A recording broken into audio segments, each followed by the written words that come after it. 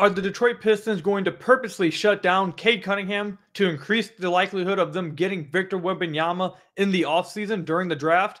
We'll talk about that in today's episode of the Locked On Pistons podcast. You are Locked On Pistons, your daily Detroit Pistons podcast. Part of the Locked On Podcast Network, your team every day.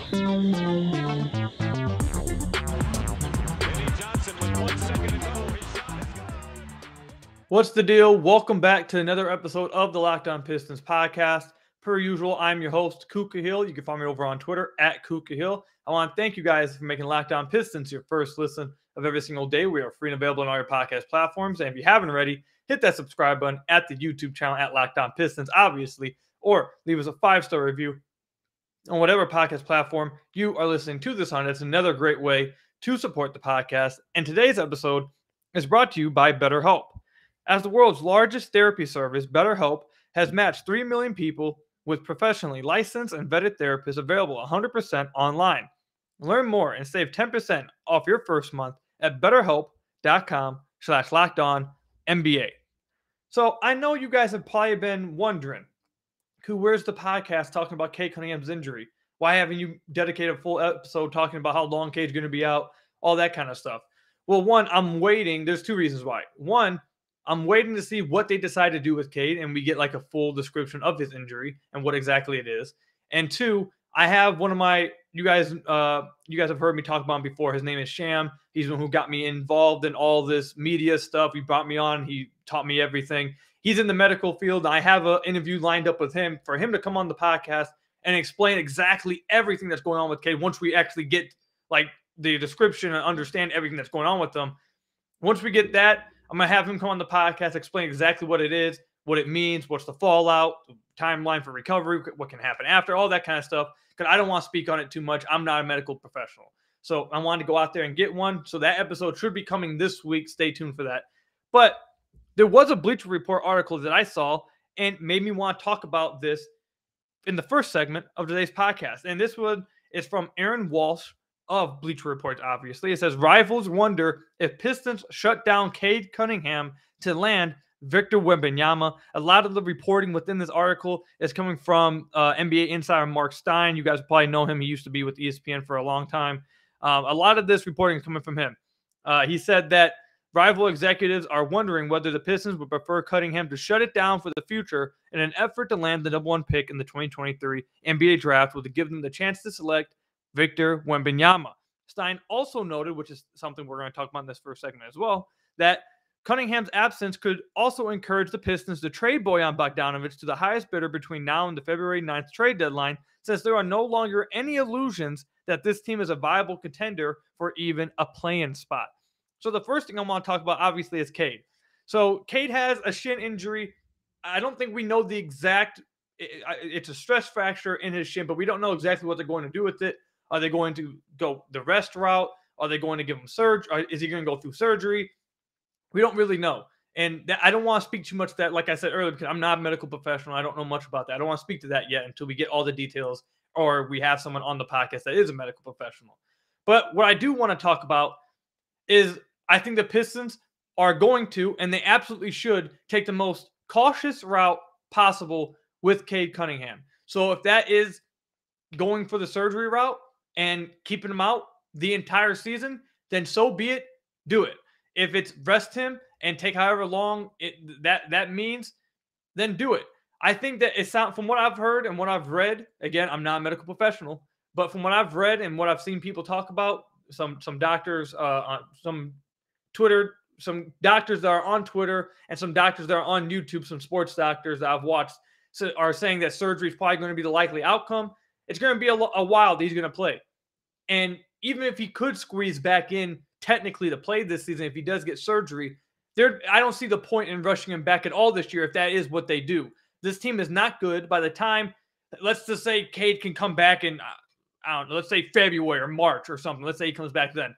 This team is going to be so bad at that point that there's going to be no point in rushing Cade Cunningham back and potentially getting him hurt again, playing him when he's rusty. Let him completely get back to 100%. If he gets surgery, I'm completely fine with him missing the entire season and just not taking this year off, but recovering this year, getting stronger, figuring out why he's had some lower body injuries the last 2 seasons. Is there a way he can strengthen this?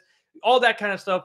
Just take as long as possible and just sit out. If you have to sit out the season, then sit out the season. And I think that there is some merit to wondering if the Pistons are going to, even if Cade could come back. Let's say if they go the surgery route or they go a different, whatever route they go. Let's say if in a normal season, that means Cade could come back in like March or something. In a normal season, yes. But I do think there's 100% merit to the Pistons saying, you know what, by the time he comes back in March, we're going to be one of the, if not the worst team, one of the worst teams in the NBA. By that time, we're not playing for anything. And there's Victor Wembanyama in the summer. Why bring him back when he may not be healthy? He could potentially get hurt again by coming back too fast. And also, he could help us. He could help, or guess you could look at it a different way and say hurt our chances of getting Victor Wembanyama at that point. So I do think there's a ton of merit to that. I think that it's true that the Pistons and Cade Cunningham, I think they're both going to be aware that, shutting it down for the foreseeable future may be what's best. Since he's hurt, maybe what's best for them moving forward into the offseason so they can have the best chance possible at not only getting Victor, but if they do finish with the top odds in the draft, the farthest they can fall is 5th overall in the draft. So I think that we don't know yet. We haven't been told, but I do think that's probably going to be the route they take. I think a lot of people, apparently rival executives that are wondering this, they're probably on point with it. I don't think we're going to see Cade Cunningham again this season unless we get some miraculous news in the short future. But from everything I understand, everything that's been said, it doesn't sound like it's very good. It's going to take a while to heal, and I don't think he's going to play again this year. Now, I want to segue that into talking about Bojan Bogdanovic, who I said in a Twitter Spaces a few days ago, me and Bryce Simon, host of the Pistons Pulse podcast, we hosted a Twitter Space, and I talked about how I believe that the Cade Cunningham injury increases the likelihood of the Pistons trading Bojan Bogdanovic in the next few months. I thought before they were probably going to do it anyways, but I think now that Cade's hurt, they're 100% going to. And from the reporting from Mark Stein, I think that all but confirms that Bojan will be traded by the deadline. At this point, again, like he says, there's no illusions. There's no way to fake it. There's no way to try to portray this image out to the fan base or anyone like, oh, we're trying to be as good as possible on the court. We're trying to make the play in. We're trying to do what we can to win as many games as possible. I hopefully through 17 games, you guys have seen through that by now. I told you guys in the offseason that was never the plan. It just was not the plan. Through 17 games, it's clear as day that was not the plan. It's still not the plan. And now with Cade hurt, they can stop putting up this fake image, this little fake message that, look, we're trying our hardest. We want to win as many games as we can with our young guys. And if that leads us to playing, so be it. They knew damn well this team wasn't even close to a playing team. A lot of people who saw the roster and what the players were in the construction of the roster, this team wasn't close to being a playing team. This wasn't going to happen. But as long as Cade was healthy and as long as they had their young guys healthy, they had to put that image out there, not only for fan base and other people, but for the players themselves too. So they don't think that, Cade's not coming out and he feels like that they're purposely tanking, they're purposely losing. No, you can't do that. But now with Cade out, it's quite clear through 17 games and Cade out, it's quite clear what this team is going to be without Cade Cunningham. So now it's time to just auction off your best assets. And your best asset is a guy who's 33 years old, who would do great things for a contender. He's not serving much purpose for you now because now you don't have any illusions, like the report says, that this team's trying to compete for anything, any playing spot or anything. It's over. It's done. If Cade's out for the year, it's done. It's over. You get ready for next year and you set up for the offseason to come back with a healthy Cade and give him what he can to try to actually compete for the playoffs next year. That's what you do. And that involves trading Bojan Bogdanovic at the deadline. I think that's probably going to happen now. That's the first thought I probably had as soon as Cade got hurt, outside of, damn, that sucks that Cade's hurt. I really wish we could watch him play. But that was the next thing I thought about. So do I think Cade's out for the year? Probably so. I'll wait till we hear about what route they go with, whether it's rest or surgery. We get some more info. I'll have Sham on the podcast. He'll tell us all about what their decision was and why they did it and what's the outcome, all that stuff. And then also, I do believe this. I agree with the report that this definitely 100% increases the likelihood that Bojan Bogdanovic is going to be traded. There also was a report earlier today that says Nerlens Noel is not expected to remain on the Pistons by the end of this year. That makes sense, but I'm just not sure how much they would actually get for Nerlens Noel. I'm not sure about that. Maybe a team trying to unload salary since he has a player option next year. But Nerlens Noel too, and heck, I could even see Alec Burks being traded too. Alec Burks is a little bit more iffy because he actually fits really well with the backcourt, and he's done a lot of help for them. Bojan and Noel, I don't think will be on this team past February. I don't think that there's any chance now, especially with Cade out. So let me know what you guys think about that in the comment section down below. If there's any doctors that listen to the podcast, go ahead and go down in the comment section down below or tweet at me at KukaHill. Everything that you know about this injury that Cade apparently has had from the little information that we've been given. We haven't been given a ton of information about his injury, but from the little information we've been given, let us know all what exactly you know about it, if there are, again, any doctors that are listening to this podcast. When we come back, though, I'm sad we have to do this again, but we're talking about the Pistons defense, and we're talking about the players needing to defend better, needing to give more effort on that end, and if they're not going to, what Dwayne Casey needs to do. We'll talk about that when we come back. But first, I got to tell you guys about one of our sponsors, Turo. So Turo is the world's largest car-sharing marketplace. With Turo, you can book any car you want, wherever you want it, from a community of local hosts.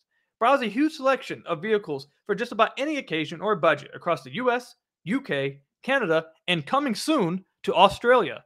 Book a spacious SUV or minivan for a family road trip. Get a classic or luxury car for a special event, birthday, holiday, or prom. Find affordable economy cars if you're on a budget and just need to get from A to B. Test drive that new electric vehicle you've had your eye on to see how it fits into your everyday life.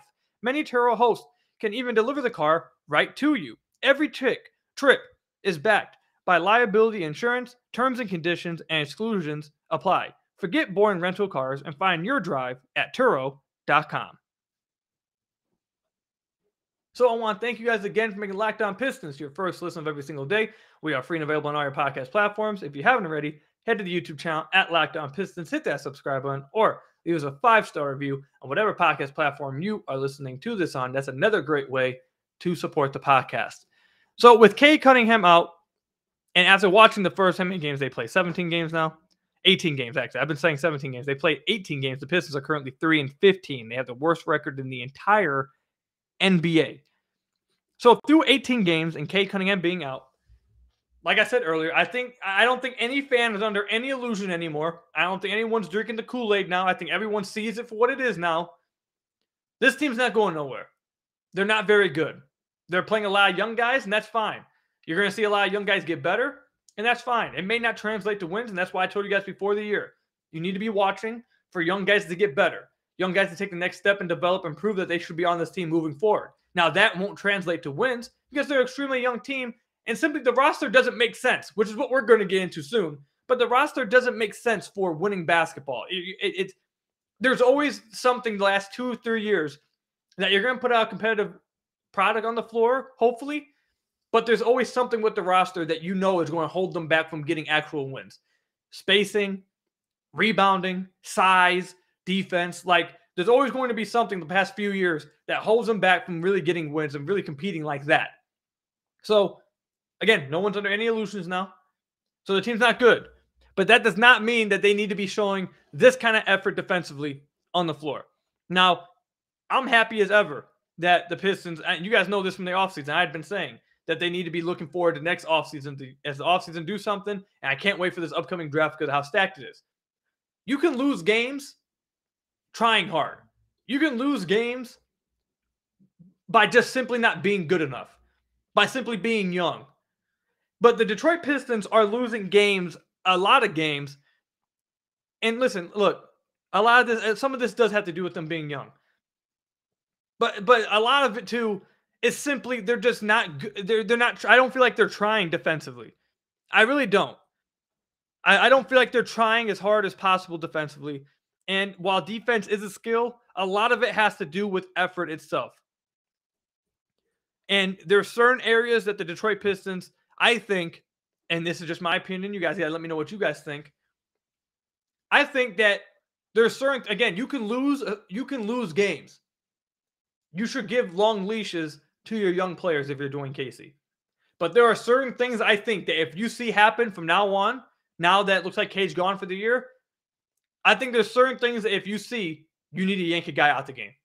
You just have to. There's certain things that I think if we continue to see, you need to yank a guy out, whether it's for just a few minutes or if it's just yanking him out for his stint and he doesn't play until the next quarter or something.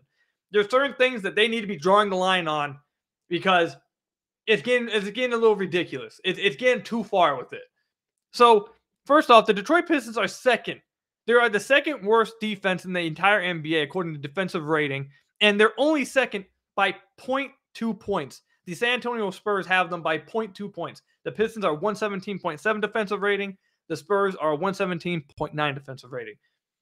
So the Detroit Pistons basically have the worst defense in the entire NBA. And why is that? Yes, they're young. They're not going to be good individual defenders because, again, they are young and they don't have very many good individual defenders to begin with. So if it was just that, then fair enough. If it was just that, you're just getting beat off the dribble because you're not fast enough. You're just getting broken down in isolation, pick and roll because you're just not good enough. All that stuff, fair enough. If that was just the case. One of the biggest reasons why the Detroit Pistons are one of the, actually, I'm going to go ahead and say it. They have the worst defense in the entire NBA. The reason why, one of the biggest reasons, is because they allowed the fourth most second chance points in the entire NBA. They can't grab rebounds. It's been an issue all year. All 18 games, it's been a major, major issue for the Detroit Pistons. And it's the main reason why their defense is so awful. Another reason why their defense is so awful, opponent points in the paint. They allow the third most points in the paint in the entire NBA, and a lot of that is coming on second chance points. If you look at some other defensive stats, you think this team isn't that bad. Opponent points on fast break, the Pistons are 8th in the entire NBA. Pretty damn good. Opponent points off of turnovers, 8th in the NBA. Pretty damn good. They're not allowing points off turnovers. They're not turning the ball over like that. And they're limiting guys running in fast break. But it doesn't matter because they can't secure a rebound for their lives. And that really is the reason. Look, Bojan has been great for the Detroit Pistons offensively. He's by far their best offensive player. He's a tremendous scorer. He's a better scorer than even I thought. And I was high on him before we got to see him play in that Pistons uniform. But his scoring ability is off the charts. I'm really impressed. But if you're having him with Bagley as your center, you're just forfeiting. You're forfeiting games by not getting anything on the glass. And this is why it's such a problem to me for that to be why the Pistons defense, at least in my opinion, according to the numbers, in my opinion, why the Pistons defense is so bad is because if you're forcing if they're scoring second chance points, that means you're forcing an initial miss. You know how demoralizing that is for all of you guys who have played basketball. You know how demoralizing it is to get an initial stop and then to over and over and over and over again see that it doesn't matter because they're just getting offensive rebound scoring anyways. That destroys your defense. It destroys morale. It makes people, this isn't right at all, but it makes people show less effort.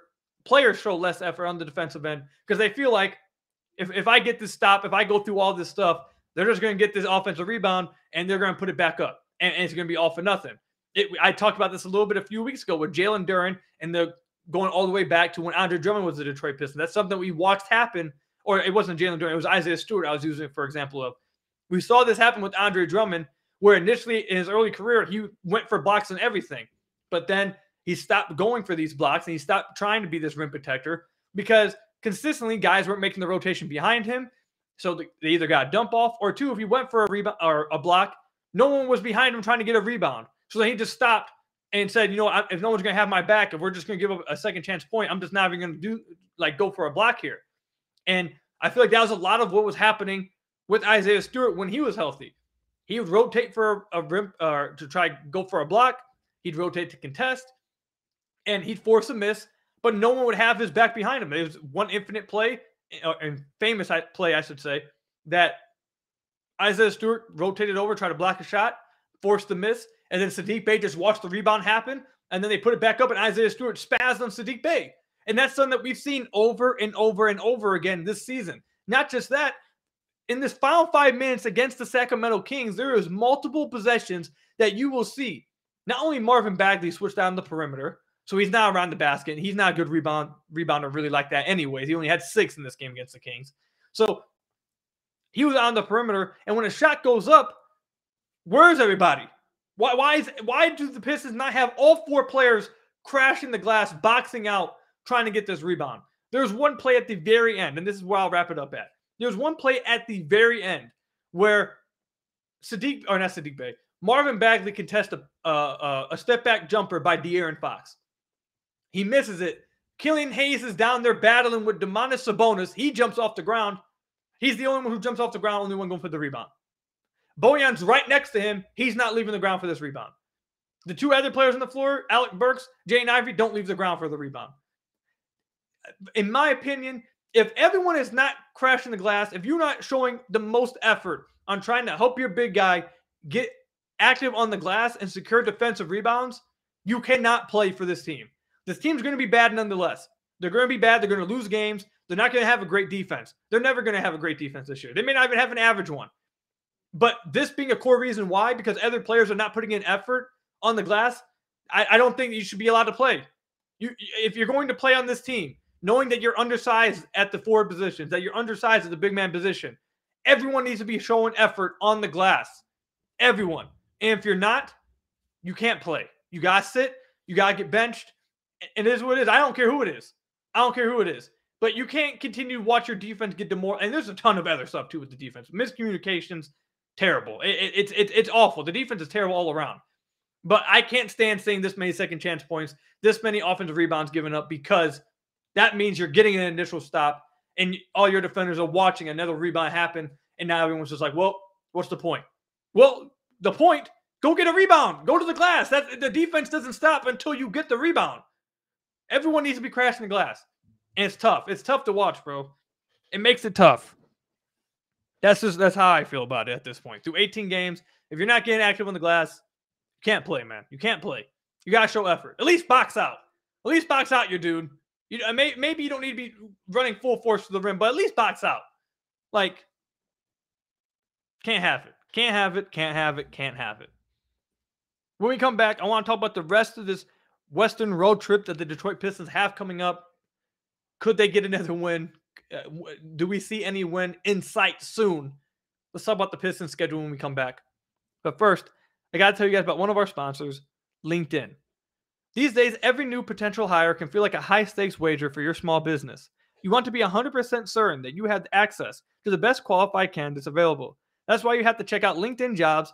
LinkedIn Jobs helps you find the right people for your team faster and for free. And it's really easy and simple. You simply add your job and the purple hashtag hiring frame to your LinkedIn profile to spread the word that you are indeed hiring. Simple tools like screening, questioning, make it easy to focus on candidates with just the right skills and experience so you can quickly prioritize who you'd like to hire and interview. It's why small businesses rank LinkedIn Jobs #1 in delivering quality hires versus leading competitors. LinkedIn Jobs helps you find the qualified candidates you want to talk to faster and easier. Post your job for free at linkedin.com/LockedOnNBA. That's linkedin.com/LockedOnNBA to post your job for free. Again, this is why small businesses rank LinkedIn Jobs #1 in delivering quality hires versus leading competitors. So again, head to linkedin.com/LockedOnNBA to post your job for free. Terms and conditions apply. That's linkedin.com/LockedOnNBA to post your job for free.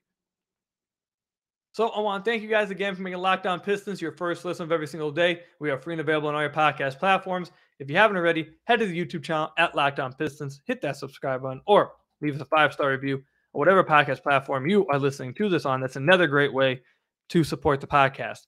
And just continuing that last topic that we were just talking about with, if guys aren't going to hustle on the glass, if guys aren't going to be crashing the glass, you can't play. Like Kevin Knox, he should be rewarded with minutes this next game. This next game against the Denver Nuggets, he should be rewarded with minutes because he went out there and got 5 rebounds himself in the limited time he was out there. He was crashing the glass. He was playing hard. And you got to reward that kind of thing. On a young team like this that's playing without their leader, they don't have really much to, they're not competing for much this year. You got to reward stuff like that. Guys who play hard, who are doing the little things, trying to make it easier on everybody else, reward them. So Kevin Knox, I think, should be seeing some minutes against the Denver Nuggets. Now, if he doesn't do it this game, then you take the minutes away, you give him someone else. But guys who are trying, guys who are getting active on that glass, they need to be rewarded with minutes. And when you reward, like if they were to reward Kevin Knox with minutes because of that, other players will see it and be like, okay, That's my pathway to minutes. If I get minutes, I know that I need to be active on the glass, and if I do that, I'll be rewarded with minutes. That needs to be a point of emphasis right now. I swear to God, if I watch this team give up 6 offensive rebounds in a 4-minute span again, I might lose it. I might lose it. I can deal with the bad defense, but I can't do that. That right there is pitiful to watch. So before this Western road trip, we had a podcast, and I said I don't know if the Pistons were even going to get one game, and I said the one game I thought they could win was against the Kings, and they had it there for a second, but they ended up letting it go. Now Cade's out. Now Isaiah Stewart's out. Now Saddiq Bey's out. So is there any game that the Pistons can win on this Western road trip now with those 3 guys out? Or are we going to be looking at a 1, 2, 3, 4, 5, 6, 7, 8, 9, 10-game losing streak by next Friday or this upcoming Friday? Are we going to be looking at a 10-game losing streak? I think it's very likely that we are. It's incredibly likely that we'll be looking at a 10-game losing streak going into the Pistons game on Sunday against the Cleveland Cavaliers. Without Cade, without Stu, and I know just now we got news as I'm recording the podcast that Saddiq Bey has flown back to Detroit instead of staying with the team on this Western road trip to get treatment on his ankle.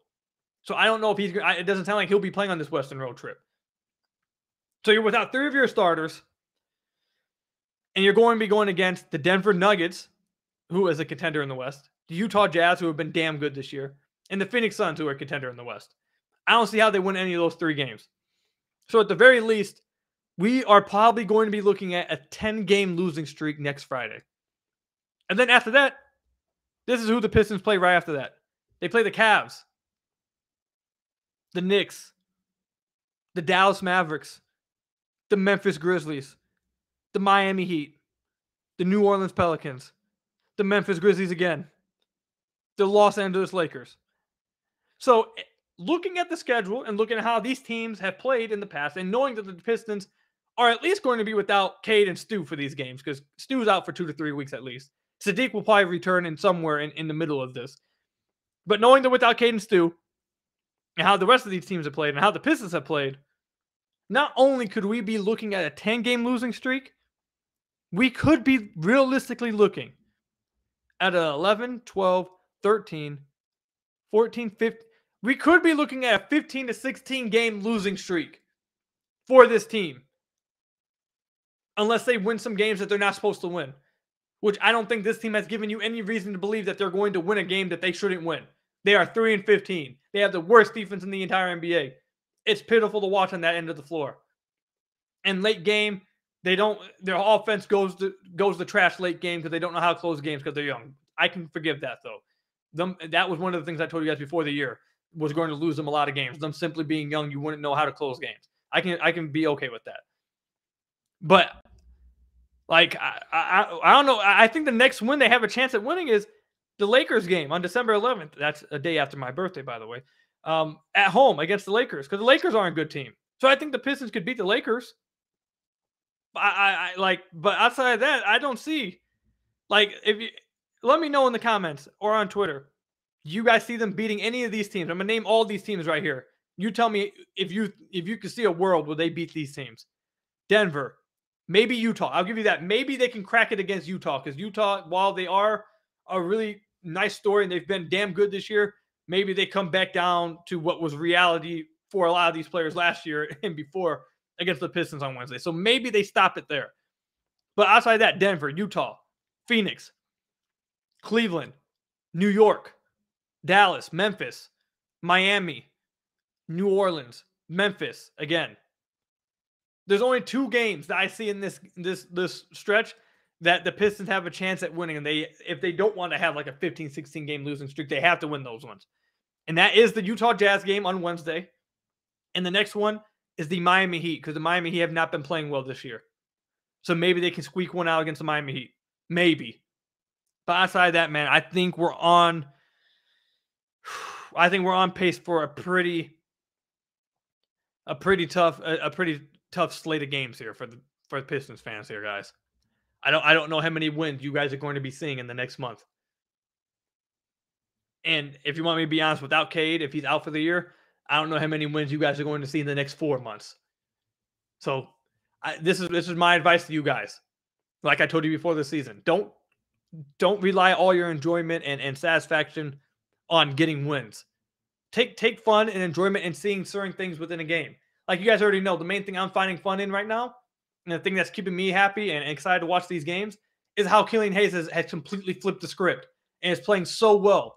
Like that's what's keeping me so excited. Another thing, look at how Jaden Ivey's playing, your 5th overall pick. He's playing so well. He looks so good. He's competing for Rookie of the Year. He's playing so well. Have that be something you're watching for. Maybe the development of Isaiah Stewart, the development of Saddiq Bey. Can Saddiq Bey turn it around from the outside? If he can't, watch that development. Maybe that's something you watch for. Bojan, while he's on the team, he's fun on offense. Watch him. God, we're getting down the list here, aren't I? But you guys get what I'm saying. Find some fun in some other things. Jalen Duren. Jalen Duren actually is a fun thing. That's not me reaching for something. Jalen Duren, watch how well he plays this year. Watch for the short roll passing. Does he make small improvements in protecting the rim? Does he make small improvements in, completing lobs? And like just little stuff like that. Try to find enjoyment in those things. Because if you guys are looking for wins to show you guys or bring you guys enjoyment,